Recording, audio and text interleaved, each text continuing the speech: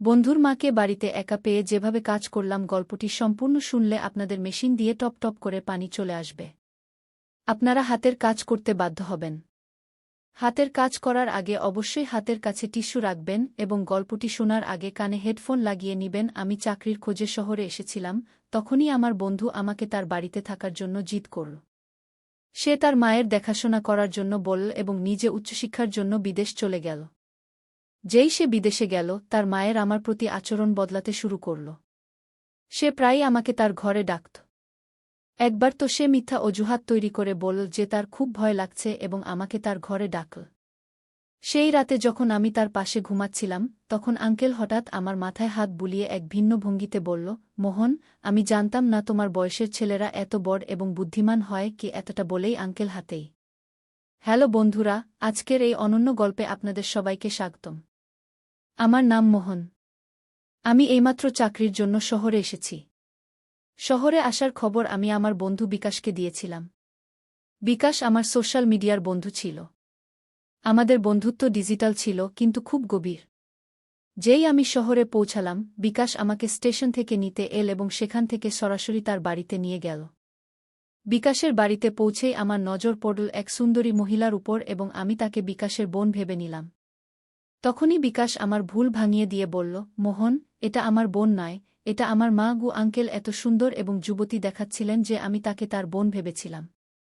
Uncle একজন যুবতী মেয়ের মতো লাগছিল। আমি তাকে আগে কখনো দেখিনি, তাই আমার ভ্রম হওয়া স্বাভাবিক ছিল। সেই দিন বিকাশের সাথে দেখা করে আমি খুব খুশি হয়েছিলাম। দুপুরের খাবারের পর আমি সেখান থেকে বের হতে লাগলাম, কারণ আমাকে আমার থাকার ব্যবস্থা দেখতে হবে।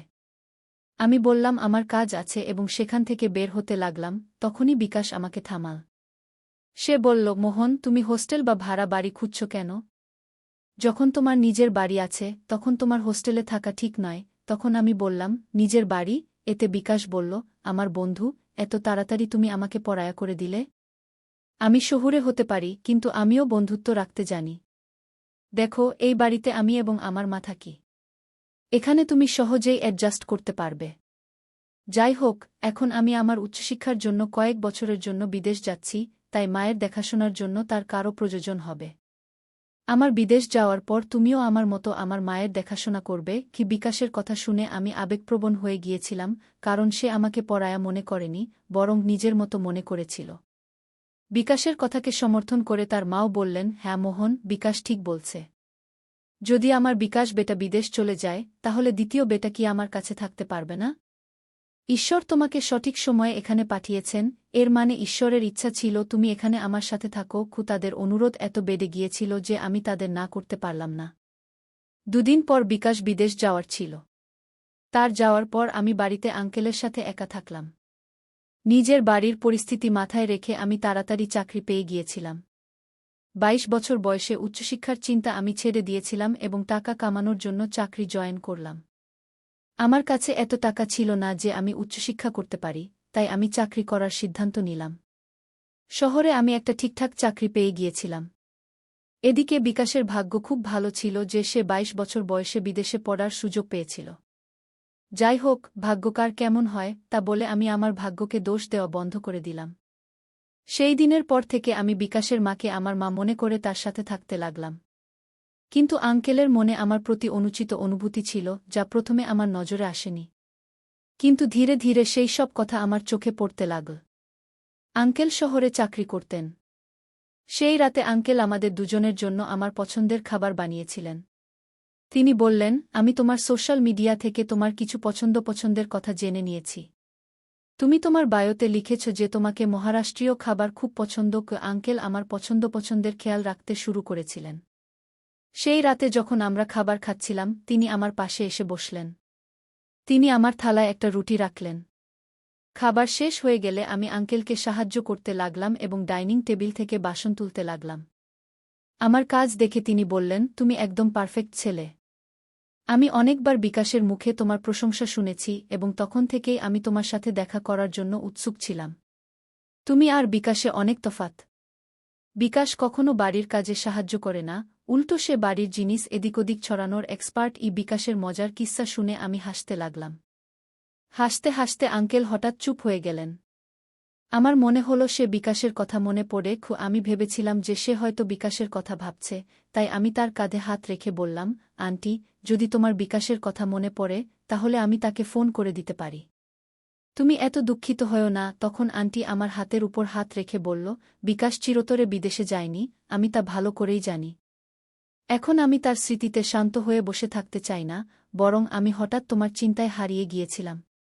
এরপর সে বলল, আমি ভাবছিলাম তুমি কতটা পারফেক্ট। যদি তুমি এভাবে আমাকে বারবার ইমপ্রেস করতে থাকো তাহলে আমার কি হবে? তুমি আমাকে এভাবে বারবার ইমপ্রেস করো না, নইলে তোমার পক্ষে আমাকে সামলানো কঠিন হয়ে যাবে। এ কথা বলে আন্টি আমার হাত থেকে প্লেট নিয়ে রান্নাঘরে চলে গেল। কিছুক্ষণ আমি একই জায়গায় দাঁড়িয়ে থাকলাম। আন্টির কথাগুলো আমার মাথার উপর দিয়ে চলে গেল।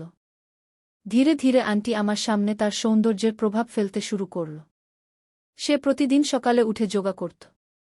যখন আমি তাকে যোগা করতে দেখলাম তখন আমি বুঝতে পারলাম কেন সে এত যুবক দেখায়। একদিন আন্টি আমাকে অফিস থেকে তাড়াতাড়ি বাড়ি ডেকেছিল, কারণ তার মার্কেটে শপিং করতে যাওয়ার প্রয়োজন ছিল এবং সে চেয়েছিল আমি তাকে নিয়ে যাই। সেই দিন আমি দুপুরে অর্ধদিনের ছুটি নিয়ে বাড়ি এলাম। বাড়ি পৌঁছে আমি বারবার ডোরবেল বাজালাম, কিন্তু ভেতর থেকে কোনো সাড়া পেলাম না। সম্ভবত ডোরবেলও বাজছিল না। তখন আমি আমার কাছে রাখা অন্য চাবি দিয়ে দরজার তালা খুলে ভেতরে ঢুকলাম। হলরুমে কাউকে দেখতে পেলাম না। ঠিক তখনই আমি আন্টির রুম থেকে পানির শব্দ শুনতে পেলাম। আমার মনে হল বাড়ির কোনো রুম থেকে পানি চলছে, কারণ আমাকে তাড়াতাড়ি বাড়ি ডাকার পরেও আন্টি কোথাও দেখা যাচ্ছিল না। কে জানে কতক্ষণ ধরে পানি নষ্ট হচ্ছিল। আর যাতে বেশি পানি নষ্ট না হয় তাই আমি পানির শব্দের দিকে যেতে শুরু করলাম। পানির শব্দের দিকে এগিয়ে আমি একটি রুমের কাছে পৌঁছালাম, যেখান থেকে বাথরুমে পানির শব্দ আসছিল। আমি দরজা খুলতে হাত বাড়ালাম, ঠিক তখনই ভেতর থেকে দরজা খুলে গেল। সামনে আমি আন্টিকে দাঁড়িয়ে থাকতে দেখলাম, যে সম্পূর্ণ ভিজে গিয়েছিল। তার মুখে ভেজা চুল থেকে পানির ছোট ছোট ধারা পড়ছিল। তার সেই মোহনীয় রূপ দেখে কিছুক্ষণের জন্য আমি সেখানে দাঁড়িয়ে থাকলাম এবং তাকে একদৃষ্টে তাকিয়ে রইলাম। আন্টির সেই সৌন্দর্যে এতটাই হারিয়ে গিয়েছিলাম যে আমার হুঁশ ছিল না। যখন আমি দরজা বন্ধ হওয়ার শব্দ শুনলাম তখন আমার হুঁশ ফিরল।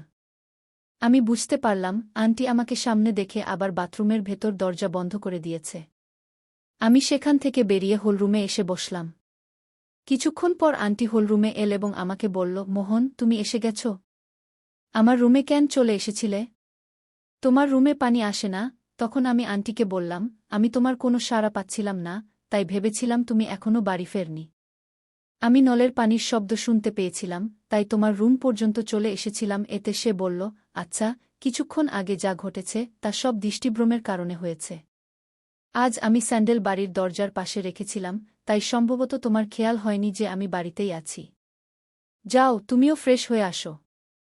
আমি প্রস্তুত হয়ে আসছি। এ কথা বলে আন্টি তার রুমে চলে গেল এবং আমিও ফ্রেশ হতে আমার রুমে চলে গেলাম। কিছুক্ষণ পর আমরা দুজনই আমাদের নিজ নিজ রুম থেকে প্রস্তুত হয়ে মার্কেটে যাওয়ার জন্য বেরিয়ে এলাম। আন্টি খুব সাধারণ পোশাকে প্রস্তুত হয়েছিল, কিন্তু তবুও সে খুব সুন্দর লাগছিল। তাকে দেখে আমার মনে হচ্ছিল যেন প্রথমবার কোনো নারীর এমন সৌন্দর্য দেখছি। তখনও আমি বারবার আন্টির দিকে তাকাচ্ছিলাম। সে আমার কাছে এল এবং আমার চুলে হাত বুলিয়ে বলল, মোহন, ওরে তুমি বারবার কি ভাবছ? চলো, এখন তাড়াতাড়ি করো। আন্টির কথা শুনে আমি নিজেকে আবার হুঁশে আনলাম এবং তার সাথে মার্কেটের দিকে রওনা দিলাম। গাড়িতে আমার পিছনে বসার পর সে তার দুটি হাত আমার কাঁধে রাখল। মার্কেটে যেখানেই তার যেতে হতো আমি তাকে সেখানে নিয়ে যাচ্ছিলাম। বাড়ি ফেরার পর আন্টি আমার গালে হাত বুলিয়ে বলল, তোমাকে পারফেক্ট ম্যানের নাম পুরোপুরি স্যুট করে, কারণ তুমি সত্যিই ঠিক তেমনি, একদম পারফেক্ট। তুমি কোনো অভিযোগের সুযোগই দাওনি। যেখানেই আমার যেতে হতো তুমি আমাকে সেখানে নিয়ে গেলে, যার ফলে আমার শপিং তাড়াতাড়ি শেষ হয়ে গেল। নইলে তোমার বন্ধু বিকাশ আমাকে একটি দোকানে রেখে দিত এবং বাকি জায়গাগুলোতে আমাকে পায়ে হেঁটে যেতে হতো। আমি যখন ভাবছিলাম কিভাবে সে আমাকে প্রশংসা করল, তখনই আমি সেই চিন্তায় মগ্ন হয়ে এক জায়গায় দাঁড়িয়েছিলাম। এই সময়ে আন্টি স্যুট পরে আমার সামনে এসে দাঁড়াল এবং বলল, আমি এতে কেমন দেখাচ্ছি? আমি বললাম, আপনি এতে খুব সুন্দর দেখাচ্ছেন, শুধু ড্রেসটা একটু ঢিলা। আমার এই কথা শুনে আন্টি বলল, সম্ভবত পিছনের রিবন আমি বাঁধিনি। মোহন, তুমি কি আমাকে একটু সাহায্য করবে রিবন বাঁধতে? এবং তারপর আমি তার সাহায্য করতে লাগলাম। যখন আমি রিবন বাঁধছিলাম তখন কাপড়ের বাইরের দিক থেকে ঠিকই, কিন্তু আমার স্পর্শ হচ্ছিল। আমি কোনো কথা না বলে আন্টির সব কাজ করছিলাম। পরের দিন যখন সে অফিসে যাওয়ার জন্য প্রস্তুত হল, তখন সে নতুন স্যুট পরেছিল। যখন সে পুরোপুরি প্রস্তুত হয়ে এল, তখন তার সৌন্দর্য আরও বেশি ফুটে উঠল। সেই দিন আন্টি আমাকে বলল, গতকাল তুমি দুপুরের সময় আমার জন্য অর্ধদিনের ছুটি নিয়েছিলে। আজ সকালেও কিছু ঘন্টার জন্য অর্ধদিনের ছুটি নাও এবং আমার সাথে অফিসে চলো। ও আন্টি আমাকে তার অফিসে কেন নিয়ে যাচ্ছিল তা সে ঠিকভাবে বলেনি। যখন আমরা অফিসে পৌঁছলাম এবং তার ফ্লোরে প্রবেশ করলাম, তখন সে আমার হাত ধরে ফেল। আন্টির এই অদ্ভুত আচরণ আমি বুঝতে পারিনি। তার অফিসের অনেক কর্মী আমাদের বিভিন্ন দৃষ্টিতে দেখছিল। আন্টি দেখতে এত বয়স্ক ছিল না, কিন্তু সে আমাকে তার অফিসে কেন নিয়ে গেল তা আমি বুঝতে পারছিলাম না। সে আমাকে শুধু তার ফ্লোরে নয়, তার বসের কেবিনেও নিয়ে গেল। তার বস আমাদের অদ্ভুত দৃষ্টিতে দেখছিলেন।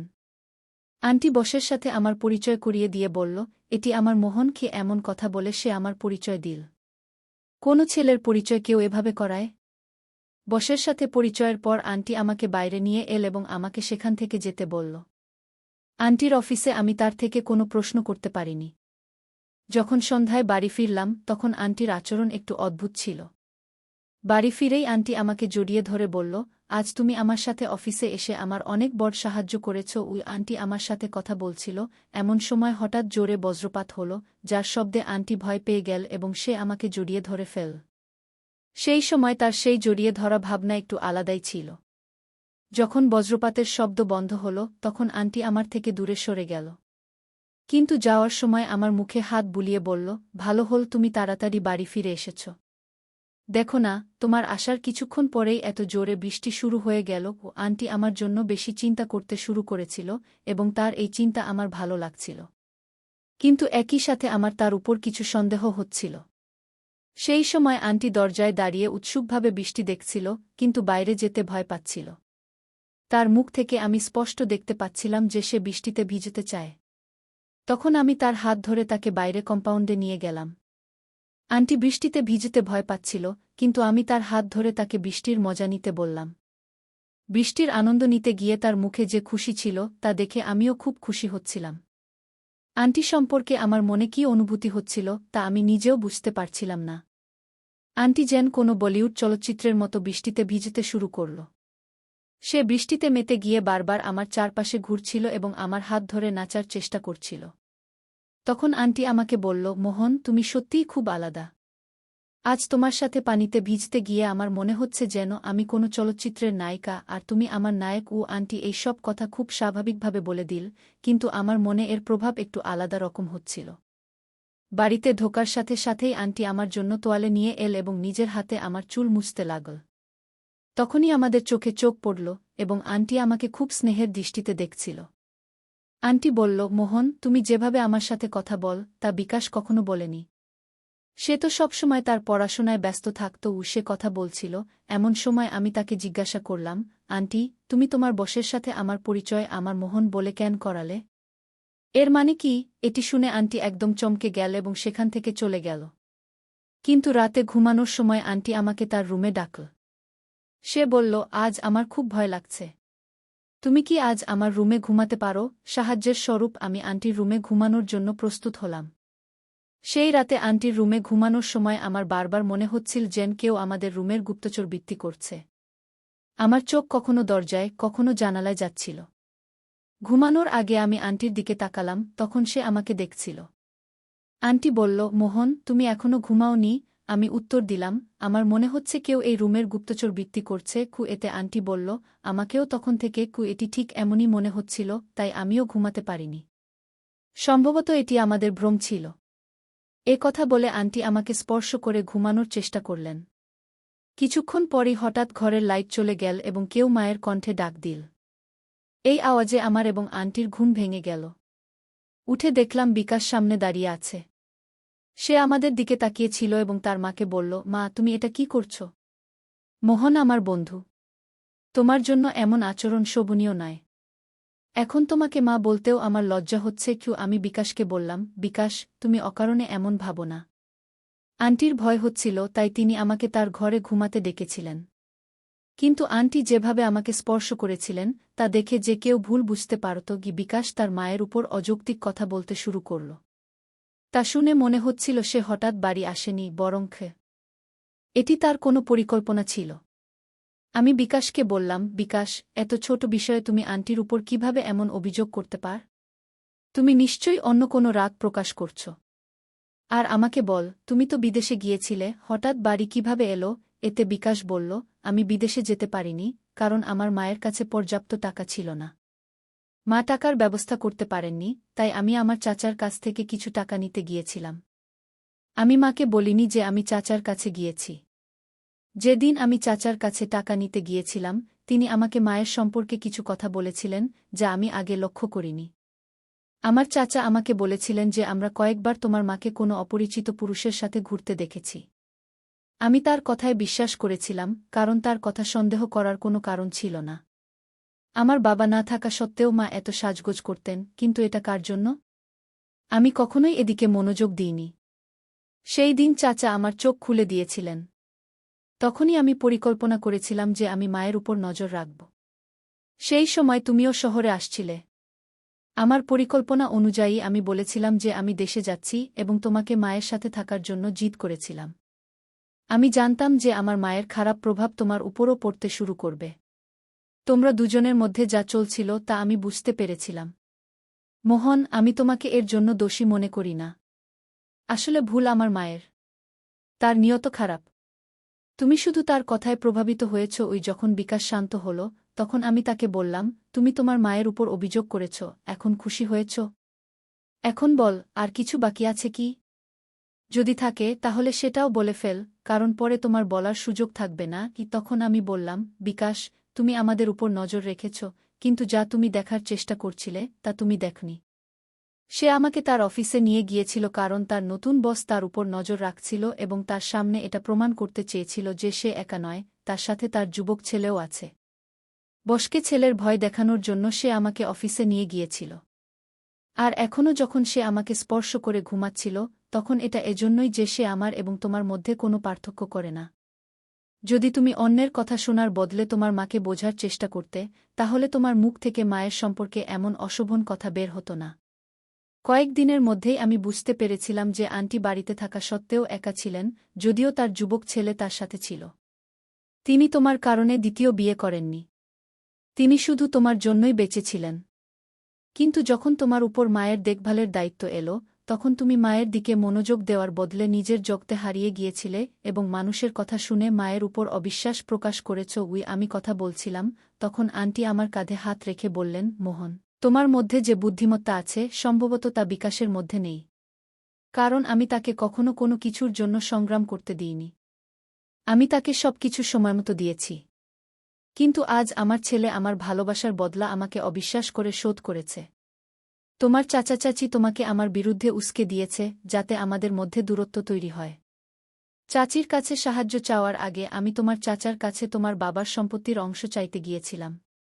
কিন্তু তিনি আমাকে কিছু দিতে অস্বীকার করেছিলেন। তখন আমি তাকে হুমকি দিয়েছিলাম যে আমি তাকে আদালতে টেনে নিয়ে যাব। যে তোমার চাচার কাছে তোমার অধিকার চাইতে গিয়েছিলাম তা শুধু তোমার জন্যই ছিল। কারণ আমি তোমার সুখ নষ্ট করতে চাইনি। আমাকেও তোমাকে বড় শহরে পড়াশোনার জন্য পাঠাতে হয়েছিল। কিন্তু আমি জানতাম না যে তুমি এত তাড়াতাড়ি অন্যের কথায় প্রভাবিত হয়ে যাবে। আজ তুমি তোমার মায়ের ভালোবাসার এটাই প্রতিদান দিলে। বেটাকে এ কথা বলে আন্টি কেঁদে ফেললেন। আন্টির কথা শুনে বিকাশের বুদ্ধি ফিরে এল। সে অন্যের কথায় প্রভাবিত হয়ে তার মায়ের উপর কি শ্বাস নিচ্ছিল না এবং সে আমার ও আন্টিকে সন্দেহ করেছিল। যখন বিকাশ তার ভুল বুঝতে পারল, তখন সে কাঁদতে কাঁদতে আন্টির কাছে ক্ষমা চাইল। সে একজন মা ছিলেন, তাই তিনি তৎক্ষণাৎ তার ছেলেকে ক্ষমা করে দিলেন। ক্ষমা চাওয়ার পর সে আমাকে তার বাড়িতে থাকার জন্য জোর করতে লাগল, কিন্তু এখন আমি সেখানে থাকতে পারছিলাম না কারণ সেই মা ও ছেলের তাদের সম্পর্ক ঠিক করতে সময় প্রয়োজন ছিল। বিকাশের উচিত ছিল তার মায়ের সততা ও তার জন্য তার সংগ্রাম দেখার, কারণ সে তার মায়ের পরিশ্রমের কোনো মূল্যায়ন করত না। আমি ছোটবেলা থেকেই আমার বাড়ির দারিদ্র্য দেখেছি এবং তখন থেকেই ছোটখাটো কাজ করেছি। বন্ধুরা, আজকাল বাবা-মা তাদের সন্তানদের সব ইচ্ছা তৎক্ষণাৎ পূরণ করে দেন এবং শিশুরা তার অভ্যাস গড়ে তোলে। যদি কখনো বাবা-মা তাদের সন্তানদের কোনো ইচ্ছা পূরণ করতে না পারেন, তাহলে শিশুরা তৎক্ষণাৎ রেগে যায় এবং তাদের কাছে কটূক্তি করতে শুরু করে। এই ধরনের পরিস্থিতি এড়াতে প্রতিবার শিশুদের সব ইচ্ছা পূরণ করা উচিত নয়। মাঝে মাঝে তাদের না শব্দটির সম্মুখীন হতে দেওয়া উচিত। শিশুদের বুঝতে হবে যে বাবা মা দিনরাত তাদের জন্য কত পরিশ্রম করেন, তবেই তারা সম্পর্ক, ভালোবাসা ও টাকার প্রকৃত মূল্য বুঝতে পারবে। তাই আমার প্রিয় বন্ধুরা, আজকের আমাদের ছোট্ট গল্পটি এখানেই শেষ। আপনার মতামত কমেন্ট বক্সে জানাতে ভুলবেন না। যদি আপনি এরকম আরও আকর্ষণীয় ও রোমান্টিক গল্প শুনতে চান, তাহলে চ্যানেলটি সাবস্ক্রাইব করতে ভুলবেন না এবং বেল আইকন অন করে রাখুন যাতে আপনি আমার আসন্ন নতুন ভিডিওর নোটিফিকেশন তৎক্ষণাৎ পেতে পারেন। আগামীকাল আবারও একটি নতুন গল্প নিয়ে দেখা হবে। ধন্যবাদ।